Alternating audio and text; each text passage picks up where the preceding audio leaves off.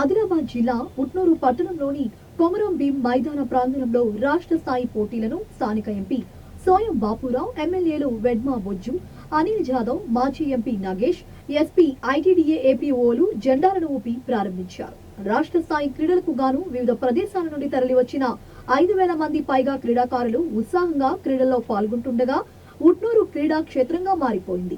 ఈ సందర్భంగా గురుకుల ఇంటర్ సొసైటీ లీగ్ ను ఉట్నూరు ఐటీడీఏలోను ఏకలవ్య మోడల్ రెసిడెన్షియల్ పాఠశాల సొసైటీ తరపున నిర్వహించగా అండర్ 14, 17, 19 విభాగంలో బాలబాలికలు అన్ని సొసైటీల నుంచి 4,000 మందికి పైగా పాల్గొనగా పోటీలను లీగ్ నాకౌట్ పద్ధతిలో నిర్వహించారు. ఈ సందర్భంగా అతిథులు మాట్లాడుతూ 4 రోజుల పాటు జరిగే క్రీడలను ఎలాంటి ఆటంకాలు జరగకుండా చూడాలని, క్రీడల్లో గెలవడం, ఓడిపోవడం సహజమేనని అన్నారు.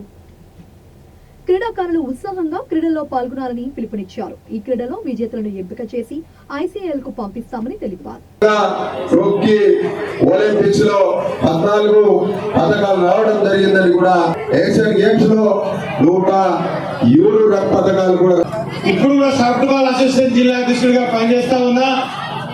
ఎందుకంటే క్రీడాకారులు కూడా, పిల్లలు కూడా చదువులు పాటిస్తూనే చెడు అలవాట్లకు మనకు దొరుకున్నటువంటి తక్కువ సమయంలో సెల్ ఫోన్లను వాడకుండా, చెడు వ్యసనాలకు పోకుండా ఈ యొక్క ఆట పోటీలలో మనం పాల్గొంటే చాలా బాగుంటుందని చెప్పేసి ఈ సందర్భంగా మీకు కోరుతా ఉన్న సోదరులారా, కార్యక్రమాలు చేపట్టబోతున్నాం.